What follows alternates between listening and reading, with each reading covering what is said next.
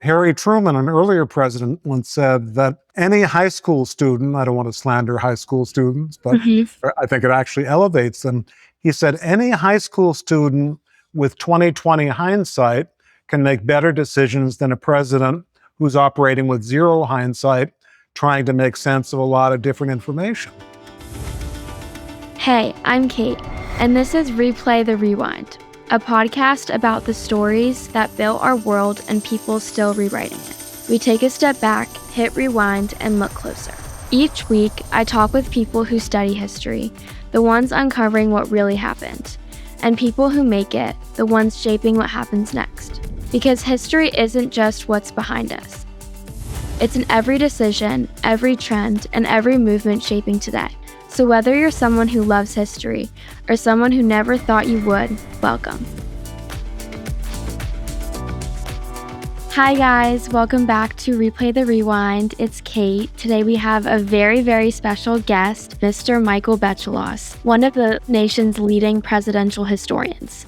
He spent decades studying American presidents during some of the most pivotal moments in history, like the Cuban Missile Crisis and Watergate, and has worked extensively with newly released recordings and private interviews that give us a behind-the-scenes look at presidential decision-making.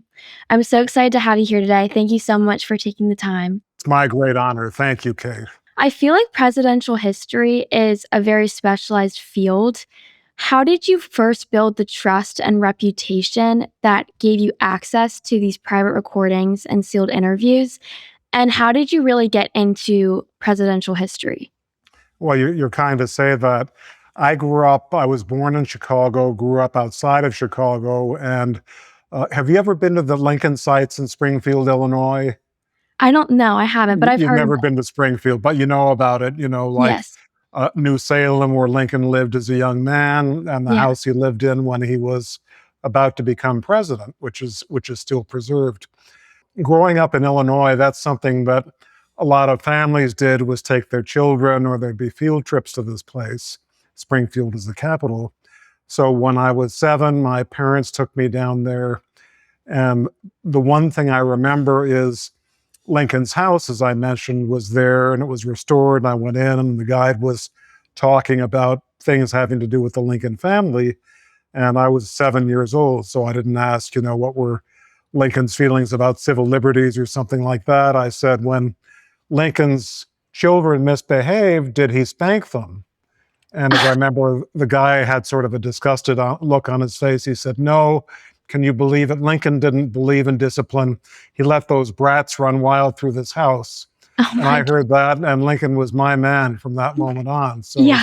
I began reading about Lincoln and other presidents, and I don't think I ever met anyone who'd written a book until I was about 15 years old, but I found out that you could do that as your profession. So from a very early age, I wanted to write history, and particularly history about presidents. Oh, wow. That's really interesting. So how did you gain the trust and reputation? Like, how did you get into being able to listen to those private recordings and sealed interviews? Well, I think, part of that is the way that any historian or biographer starts, which is I wrote a couple of books that were reasonably well respected, so people knew what they were getting, and it was not too hard to get interviews. And I think you may be thinking particularly about the tapes of Lyndon Johnson, who, as you know, was the 36th president from 63 till 1969. And it turned out that he had recorded about 700 hours of his private conversations. Right. And I was having dinner in Washington with a guy who was the head of the Lyndon Johnson Presidential Library. His name was Harry Middleton. And he said, did you know that LBJ taped some of his private talk? And I said, well, how much could he have really taped, Harry? I thought maybe 5 conversations. Mm-hmm. And he said, well, actually, 700 hours, and they've been locked up all these years, and we're about to open them.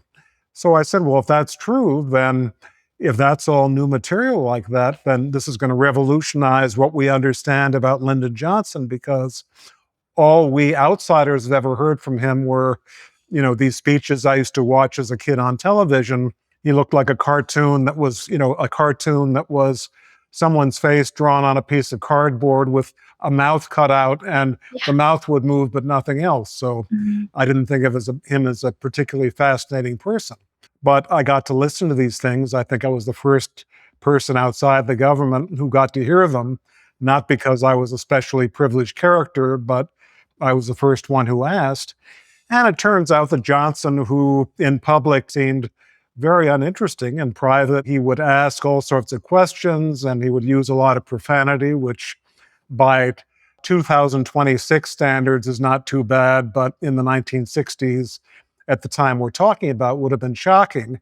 Mhm. But he turns out to be a three-dimensional human being, and a lot of these taped conversations have turned out to be played by younger people. They think of LBJ as sort of hip.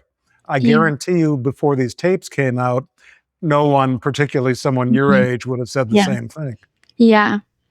You've spent most of your career studying presidents during moments of enormous pressure, like Watergate, the Cuban Missile Crisis. Was there one presidency or historical moment that first pulled you in? Well, I think the one that sort of pulls me in particularly is JFK, as you were saying, the Cuban Missile Crisis. So that was October of 1962. I was 6 years old, and grimly enough, even at that age, I was interested in these things. So Kennedy gave this speech announcing that there were these Soviet missiles suddenly in Cuba and that he would go to war to take them out. And it may be days or weeks until we found out what was going to happen, and even the possibility that we might not any longer be alive. So I was 6 years old, and my frame of reference was growing up in the Midwest, we'd have tornadoes several times a summer, and you'd have to go down in the basement, and sometimes people would come upstairs and their houses were tragically gone, or trees would have fallen through the roof. So I sort of related it to the experience of waiting out a tornado to see if you were going to survive. And Mm. the fact that I saw it as a 6 year old and was able to relate it to something in my experience made this much more personal than maybe otherwise it would have been. Wow. Okay, that's so interesting. So, when you got to hear those private deliberations, when you studied Kennedy during the Cuban Missile Crisis, did anything change how you understood his leadership? Very much, because it turned out that John Kennedy had also made tapes, not of as many conversations as LBJ did, but for instance, when Kennedy in 1962, during that missile crisis, was gathering aides together in the cabinet room and asking everyone what he should do, those things he taped without their knowledge. And again, just by dumb luck, those opened about the time that I was writing a book about Kennedy and the Cold War. And so you could hear, people saying, I think we should bomb the missile sites on Cuba, or Right. I think we should negotiate. And Mhm. we know with 2020 hindsight, as an historian has, that Mhm. had Kennedy bombed, the Soviet commanders who were on the island of Cuba were instructed to strike back by possibly firing off these nuclear missiles. And if Mhm. that had led quickly to nuclear war, which it might have, maybe 60 million people might have been killed. Mhm. So Harry Truman, an earlier president, once said that any high school student, I don't want to slander high school students, but Mhm. I think it actually elevates them. He said, any high school student with 2020 hindsight can make better decisions than a president who's operating with zero hindsight, trying to make sense of a lot of different information. So with hindsight, you ask the question, would it have been worth the lives of 60 million people on Earth to get those missiles out of Cuba? I'd say no. So Kennedy made the right decision. Yeah. How did he deal with, because obviously there were other people in the room that didn't agree with him. So how, like, in those or like what you learned, how did he deal with those differing opinions? Great question. The first thing he did was the early meetings, he stayed out of the room, and actually he went on a campaign trip. And the reason for that was he knew that the president is sitting there at a table full of advisors. They're all going to listen to find out which way he is leaning and probably take what they think is going to be his side, and therefore not give them very good advice. So he said, I'm going to get out of the room. I want you all to speak freely. No one will be penalized for giving advice that I ultimately do not take. And as a result, took about a week of these secret meetings. At the beginning, almost all of them were planning to bomb the island, which, as I Wow. say, would have led to mass death on Earth. Yes. By the end of the week, they had convinced most of their colleagues that it was a better idea to at least first try to negotiate, run a blockade around Mhm. Cuba, keep the Soviet ships away, and see if you could end the crisis more peacefully, as they finally did. Wow. Okay, that's really interesting. So you've also listened to the Nixon tapes, correct? I Um, have. what struck you most about hearing those conversations unfold in real time, especially because those tapes exposed that Nixon was part of like covering up the Watergate crisis? Well, the first thing is that Nixon, as it happens, recorded himself discussing Yeah. crimes, such as covering up a break in at the Watergate building here in Washington in 1972, where the Democratic headquarters was. So Mhm. you begin to think, why did Nixon make these tapes? Now, it Yeah. was different from Johnson or Kennedy because they only recorded the conversations that they wanted to. In Nixon's case, his aides knew that he was such a klutz that he could not operate a button or certainly not a recording device. So when he has to have these tapes made and the system installed, they said, all right, we'll just have it voice activated, sound activated, so that as a result, every time a vacuum cleaner was turned on in the Oval Office, the device would begin to record. But the result was that everything was recorded from about early 1971 until mid 1973, wall to wall. Nixon figured that he would always have possession of the tapes and he could destroy the ones that made him look bad, including obviously those that might have recorded him doing illegal things. And as it happened, and as the Watergate scandal unfolded in 1973, those tapes came out of his control because the courts took them over. Do you think because when those tapes got exposed, do you think that's why he resigned? Well, what happened was Nixon was giving speeches that I used to watch. I was in high school and college, and he would look in the camera, and I said, I have no knowledge of the Watergate break in, and I did not participate in the cover up. Bad Nixon imitation, but he Yeah. seemed reasonably sincere. And then what these tapes showed was that he was not only lying, but he was probably guilty of obstruction of Mhm. justice because in trying to cover up this break in, he went to the CIA and said, stay away from this. It's national security. I don't want you to investigate. So on tape, there was pretty clear evidence that he had obstructed justice, which is a felony. And he very probably would have gone to jail had this gone to trial. Wow. Did hearing Nixon in his own voice change the way you think about power and personality and presidency? Because obviously you have like, was he different on the tapes than what he was Totally, perceived? totally. Yeah. Just as Johnson was, as I said Yeah. earlier, and Kennedy the same. Kennedy used a lot of profanity and was not always a very nice man, and Mhm. that did not come out in public either. So you have to assume that human beings, especially leaders under pressure, are different people in public from the way they are in private. But the one lesson that I think looms over everything else is this: the founders of our country, over 2 centuries ago in Philadelphia, they wrote a constitution, and it's very vague about the presidency, very few constraints, because they knew that George Washington would be the first president. So they figured, let's just make sure that we elect presidents with great character and they'll work it out. Especially George Washington, in his first presidency, would say, by my actions, I will set precedents that will decide what the presidency is going to be. And that has usually worked. But if you have a president who is not abiding by the rules of character that everyone would like to see, and Nixon was one example of that, I'm going to stay in history.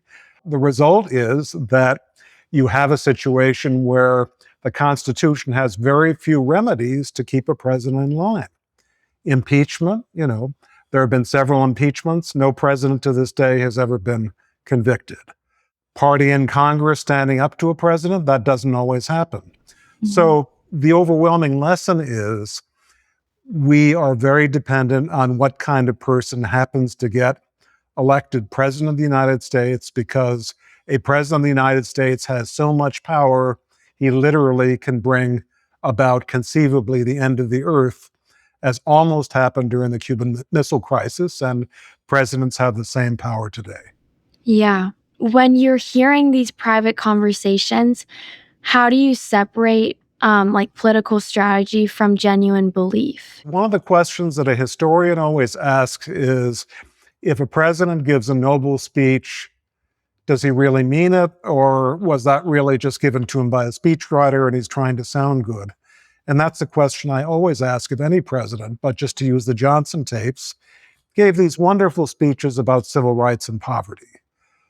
For instance, in 1965, he went to Congress and asked for a Voting Rights Act to make sure that every American, black or white, could vote, which was not possible in 1965 without that law. And he looked into the camera and he said, "We shall overcome," which was what Martin Luther King said and what his followers sang. And they felt that here was Johnson taking up their cause. So when I was listening to him in private, the question is, did he just give great speeches or did he really mean it? And it turns out that things like poverty and equal justice for everyone in America, those are things that he felt very deeply and emotionally about, and for which he was willing to give up his presidency if necessary. And as long as that's for a good aim like civil rights, that's something you want to see in a president. Right. So do you think people could, because he kind of did that in the good way, is there like a way that you could do that in like the wrong way, if that makes sense? Certainly there is. You can have a president, and I'm sticking to history here, but a president who might want to do things that maybe the American people do not want.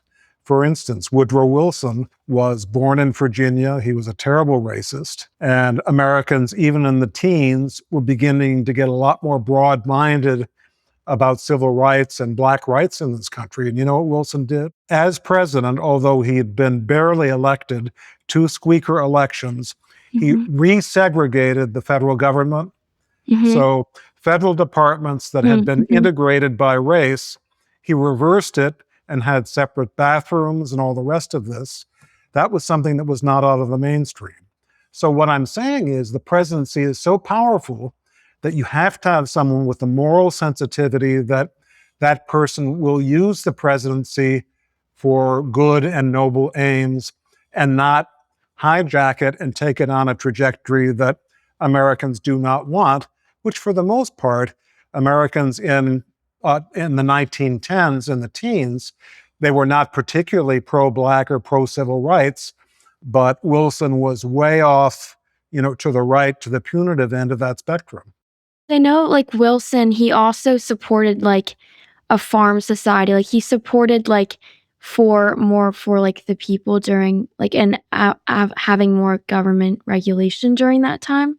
Yes. So like, but he certainly did not support the federal government intervening in our society, as Lyndon Johnson felt, to say, if you're going to have an election down in Alabama, you cannot restrict it by saying any black voter who wants to come and vote, that person has to tell you how many jelly beans there are in a jar. Right. Which oftentimes happen. Yeah, so it's interesting because they're like saying one thing but kind of contradicting like another thing. Right. Yeah. Okay, so moving on a little bit to Jackie Kennedy's interviews, because I think that you listened to those as well. I did. How did you also gain access to those? Because like those were originally sealed. Yes. Jackie Kennedy, just for anyone who doesn't know, John Kennedy's wife, who was in that terrible car in Dallas in November of 1963 when he was shot in the head and fell into her lap. I think the one thing about Jackie Kennedy, anything else you know about her, the first thing you have to know is she went through about 5 minutes with the bloody head of her husband staring up at her from her lap in a speeding car. They were going to the hospital. And the fact that she was able to put one foot in front of the other and live on the rest of her life as she did until 1994, I think is a miracle, let alone be a quite good person and raise good children. So anyway, just as you're saying, she recorded some interviews with the historian Arthur Schlesinger in 1964. And the idea was that she would say everything that she felt like saying, but they might be closed for 50 or 100 years because a lot of these subjects, such as the one I've just mentioned, were very sensitive. So she did that. And I remember actually hearing about or reading about this in the Chicago Tribune, which I read as a kid. I was 7 years old at that time. And they said that she was recording these interviews, but they might be closed for 100 years. And I remember thinking, gee, well, I'm 7. I'm probably not going to live to 107. And so that's an example of something I will never live to see.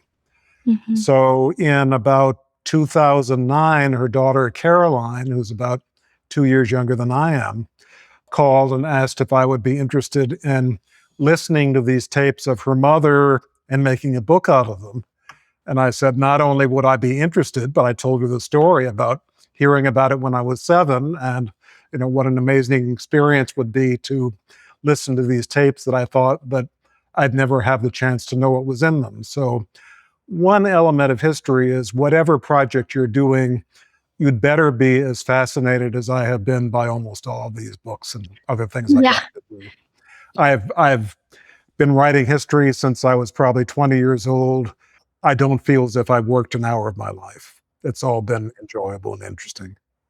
Wow. So, how were you able to read that at 7? Like, I feel like that's something did you choose to do that yourself, or was that, like, given to you by the school? Well, that's the grim part. I was 4 years old in the first grade just because I was ahead of myself and I taught myself to read. So that's pretty strange, a 4 year old in the first grade. I had a very nice teacher who made sure I was nicely treated because I was very small. There were 6 year Mhm. olds in that class. And I went back to Illinois. I saw my teacher, Ms. Brams, later Mrs. Condon, her daughter, who's still alive and I keep in touch with. And I thanked her for the 20th time for the fact that her mother had been so nice to me. So the result of this is that I probably read a lot more and earlier than other people did, and that would have included the newspaper. Plus, there was a Mhm. lot going on in the newspaper in the 1960s, as you Right. know. Yeah. Okay, wow. Going back to the Jackie Kennedy interviews, Uh-huh. um, did those interviews feel like a private reflection? Completely. Well, first of all, for the rest of her life, she never gave another serious interview. And so people didn't even know what her voice sounded like. I had some idea, but not very much. And so this was like being in the room with her for, forget how many hours they were, maybe 10 to 20 hours. And this was someone, if you just take yourself into the historical moment as you have to.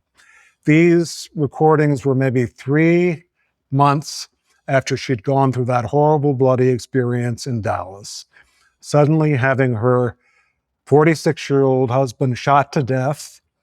She had to almost immediately move with her children out of the White House, having expected to be First Lady, campaigning with her husband Jack for reelection. She was living in a house in Georgetown in DC. And I think one thing the experience taught me at the time and taught me again when I listened to her voice is, I mean, I hate to say it, but you and I are having a happy time. At least I am. I hope you are. But Yeah. having a talk together. Mhm. But God forbid, a plane could fall through Right. my roof, or anything can happen in life.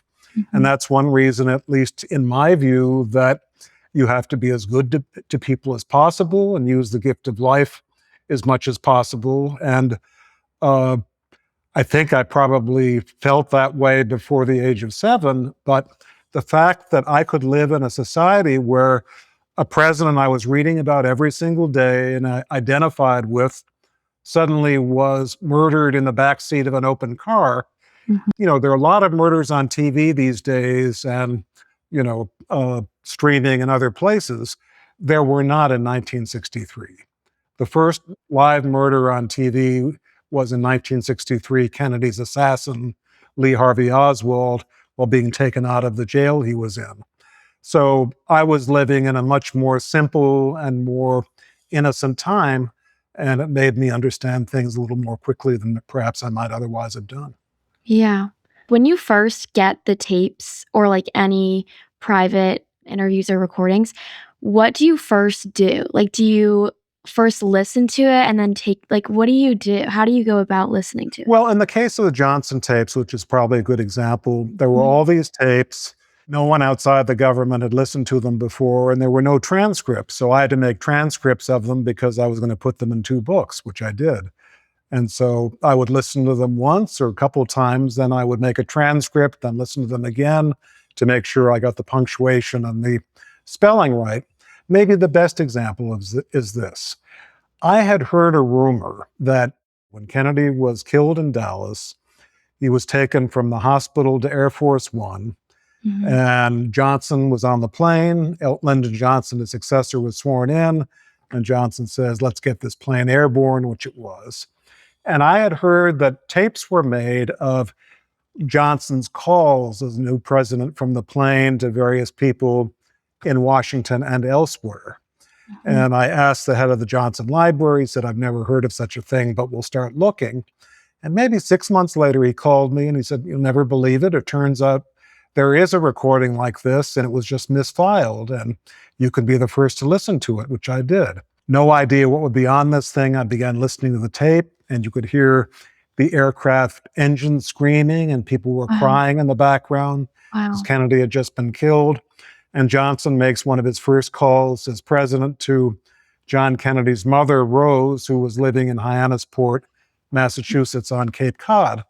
So he's calling Mrs. Kennedy, and the operator says, "Mrs. Kennedy, operator's about to say, I have President Johnson for you," but, you know, 10 minutes earlier, she thought her son was president, and even the operator knew this was too much.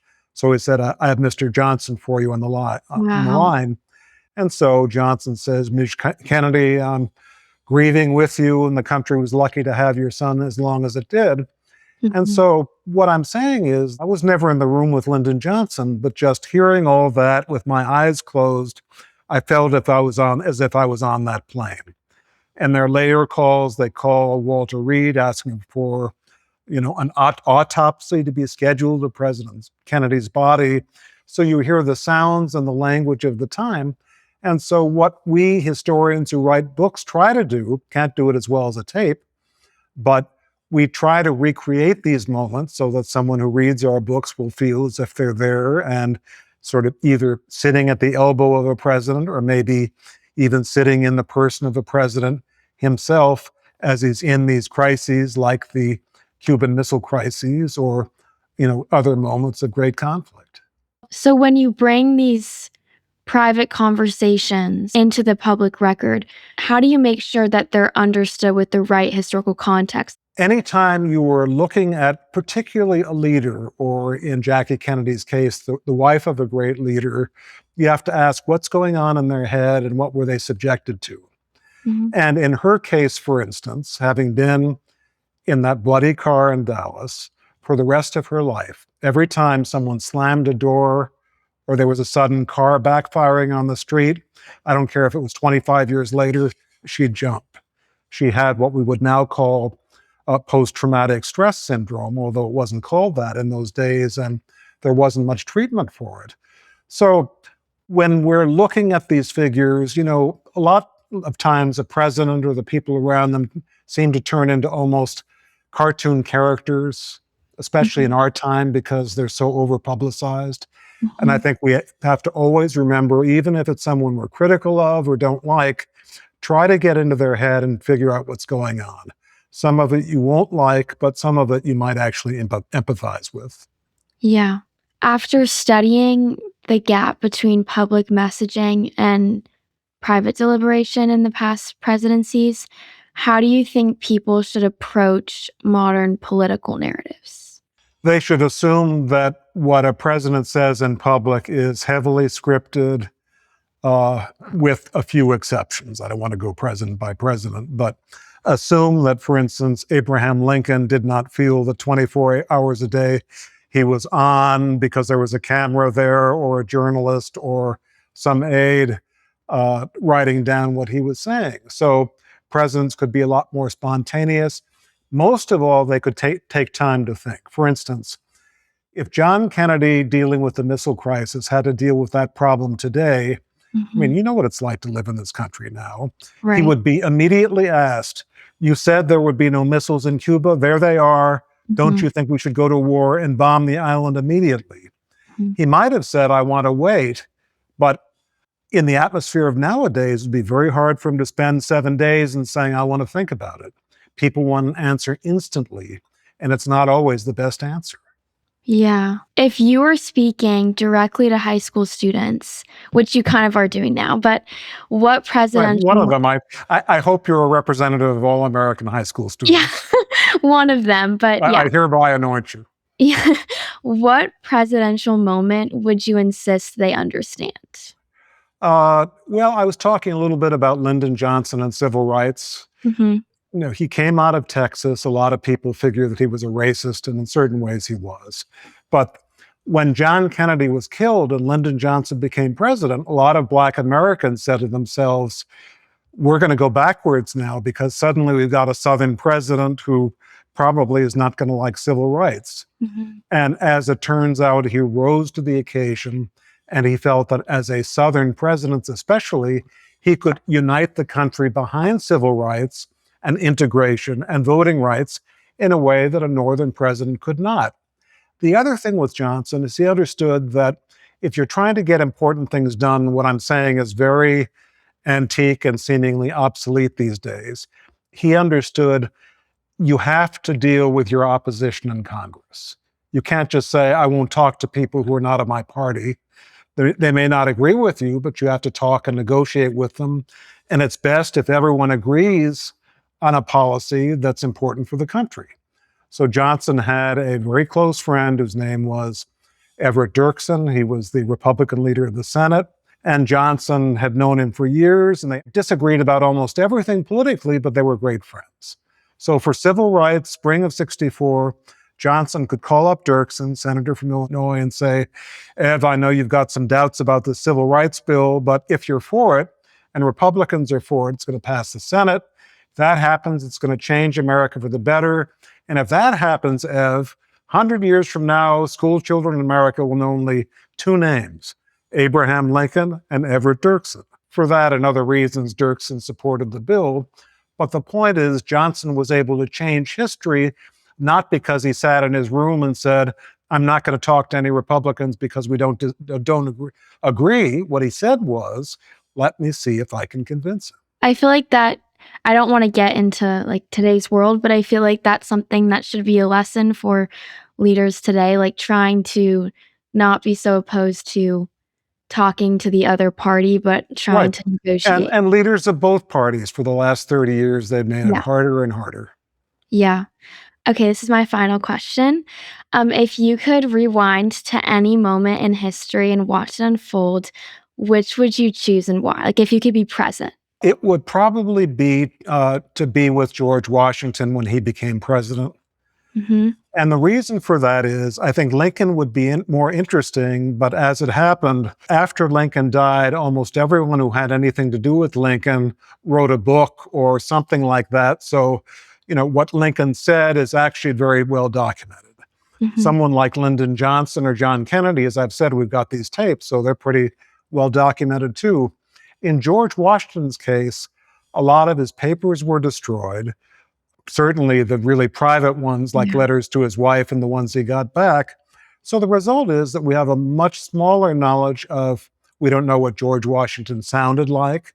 We have some idea of what he looked like, but to be able to be there in the room and see what it was like to hear him speak and how he related to the people around him, that would be something that would really advance knowledge. So, Kate, if you can find a tape somewhere or Yeah. letters that have been lost, like, National Treasure, the movie or something like that, that would be wonderful.